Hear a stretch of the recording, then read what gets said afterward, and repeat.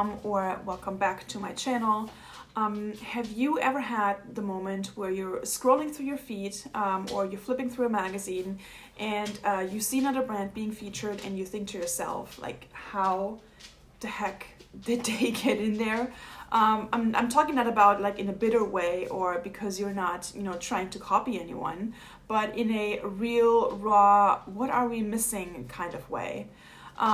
Let's assume you have done it right, like you have built a real business, and that not in like the flashy, attention-grabbing, overnight success kind of way, but more like in the slow, intentional, grit-filled way that actually matters.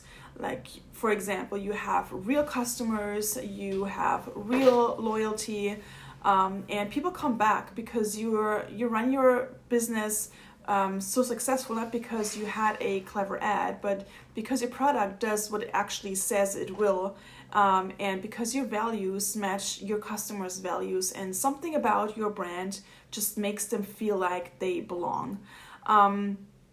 And yet, when you open the magazines or you scroll the big name blogs or, you check who is being interviewed on that trendy new business podcast, it's not you. And it's so frustrating, isn't it? I mean, I get it. I really do. And that's also because this is one of the most common frustrations I hear from founders when, they tell me, like, we have an actual audience and we're not just trying to get the attention. We already have the attention, but it seems like the media just like doesn't seem to care. And then, my friends, will be a topic we will break down in today's episode. But first, hi, I'm Doris. I'm the founder of Inspired Publications, and I'm also the publisher and editor-in-chief of Inspired Magazine. And we are a creative editorial studio that helps brands make their mark on the international media landscape, but without being dependent on social media or, gatekeepers such as like PR agencies or journalists or media outlets who tell you, you are allowed now to go on the newsstand. So instead of doing what other agencies are doing, which is chasing press coverage and constantly, we help brands in the beauty, fashion, home, and lifestyle industry to become the platform themselves. And that we're doing that by, helping them to publish their own independent and fully branded magazines. So here's what I've learned over the last 15 years in media, working with founders like you. Founders who have grown loyal customer bases, created really genuinely good products, and stayed true to their vision even when the market pushed them to follow trends. Here's the problem: the media doesn't always reflect what's real. I mean, we heard this already about social media. It reflects what is visible, but visibility doesn't always mean what's valuable, right? So the media landscape is very complicated. It's fast, it's reactive, and it's often very shallow, right? So in saying that, a lot of it's driven by clicks, ad dollars, deadlines, and of course the big buzz. And editors are more often than not under immense pressure to find and write about what's hot now and not what is necessarily working in the long term, right? So that's not to say they're bad in what they do. In fact, many of those editors are incredibly sharp and incredibly smart people, but they're working within a system that wasn't really designed to find newcomer and indie brands like yours. It's not built to catch long-term loyalty. It's built to catch the sparks, like something that highlights out of a trend, for example.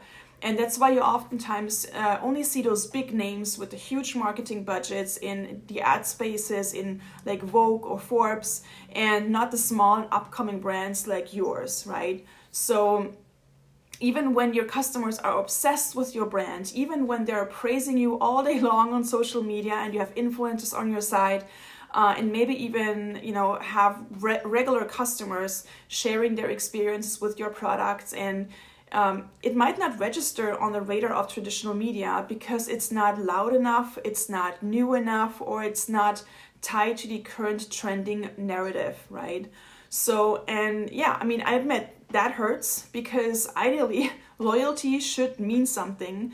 depth should mean something, but in this old and very traditional version of the media system, it's unfortunately often very invisible. So now you might ask, so where does this leave you? And I'm here to tell you, you basically have two options here. You can either keep trying to break into that world by, either hiring a publicist on a very expensive monthly retainer, or you can also pitch and keep on chasing that coverage yourself. And that might work. It does for some. I'm not saying press is not working, but here's the thing, even if it works, it's so short-lived, and a feature comes and goes. A headline is forgotten in 48 hours, a social media post even in less than that, right? But you have to deal with that because you're still playing someone else's game, right? The second option is you build your own platform where you don't have to play by these rules. You can do whatever the heck you want, right? So I'm talking about a platform that doesn't really rely on being discovered. It doesn't rely on being selected. And honestly, that is the shift we're looking for here. So instead of asking, why does the media not see us? You can start asking yourself, what can we create that reflects how strong our brand already is? And don't get me wrong, I'm not saying by any means that you have to give up on getting press, that you have to stop pitching. It just means you need to stop seeing it as the only path that would work or that would make you relevant in the bigger picture, right?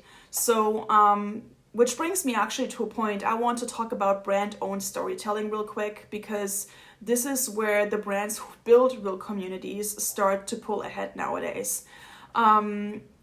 Once you recognize that your customer base is an audience and not just purchase power, everything changes, right?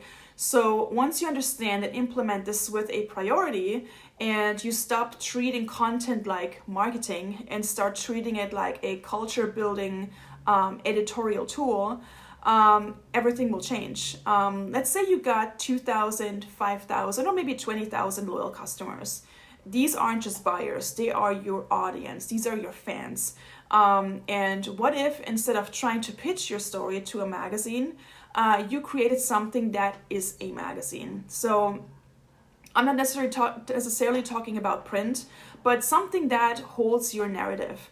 That could be a podcast, that could be a lookbook style seasonal PDF with like essays and interviews, or it could be a behind the scenes journal about your product development. It's just important to mention at this point that this isn't about content just for content's sake. This is about giving your story a home, and most of all, the space, making it tangible and unforgettable at the same time. Because guess what? People remember brands that build a world and not just those who market a product. By the way, that is actually why I founded Inspired Publications and made it a priority to help all these brands to get a fair chance to be seen on the international newsstand.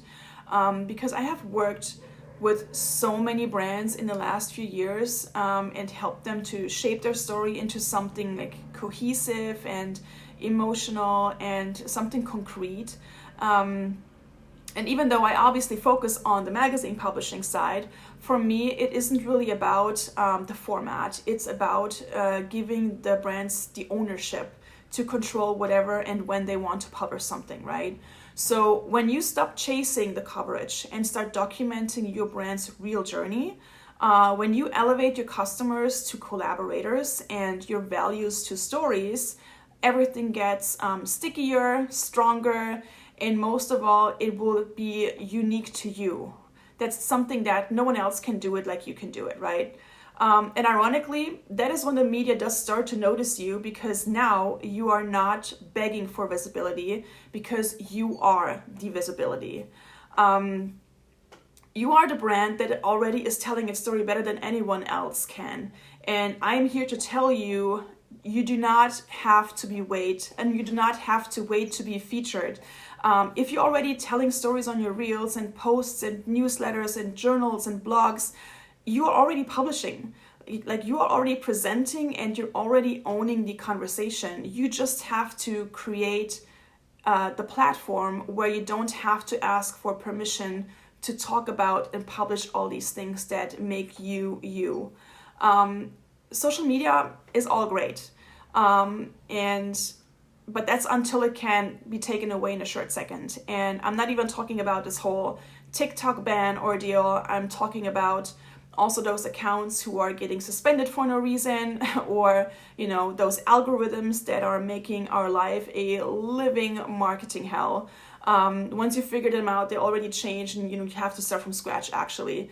But you need to stop competing for space and be the space. That's basically all I'm asking you to do. And I know some of you might thinking, but Doris, that sounds like a huge lift, and we're still growing, and we're doing all of this without a big team, and we don't have the budget. And I hear you completely. But here's the thing. This doesn't have to be massive, and it doesn't have to be hard. You can start small and use what you already have.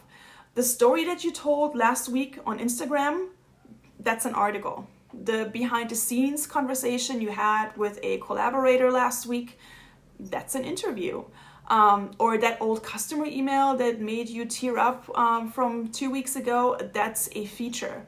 So you're creating all this content already. You're just publishing on your website or on your podcast or newsletter, but you don't have to invent anything new. You just need to curate what's already there. And you can do that by one thoughtful newsletter a month, or like one video where you talk directly to your audience about what's currently going on in your industry or in your business. Or you can publish a digital magazine every month or two that pulls together inspirations, behind the scenes, new things that are happening in your business, new product launches, events, whatever you have on your plate. You start where you are, but you started as a publisher and not as a brand, basically.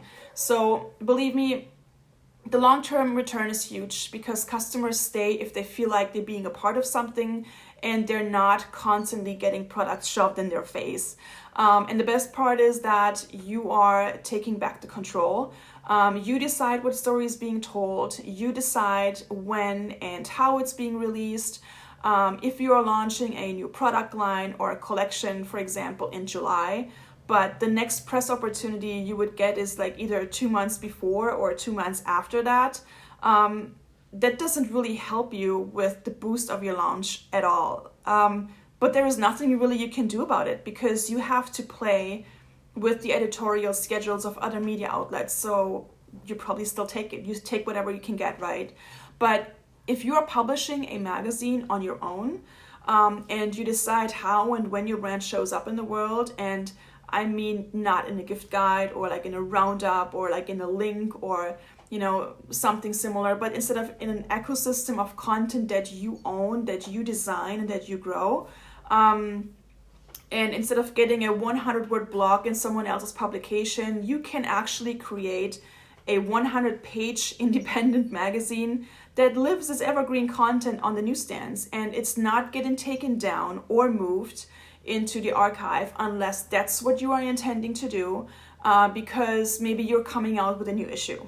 So I'm telling you, this is how quiet brands become cult brands. We have a lot of brands who have already done this, and this is how small brands become unforgettable and unique, being unique in their marketing. So if you have been frustrated and that the media hasn't noticed you yet, I want you really to pause and ask yourself, do I want a hot minute in the press, or do I want to create something that lasts? Hot minutes are flying by so fast. They are forgotten so fast, but movements, they are documented, they are remembered, and they're rooted.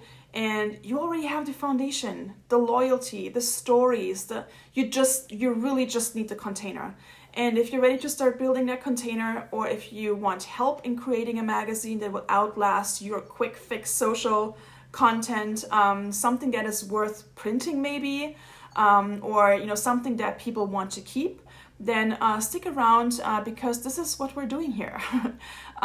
So yeah, thank you for being here. And if anything you heard in today's episode sparked some interest, please hit the like button. subscribe to the channel, and I'm gonna see you in the next video. Bye.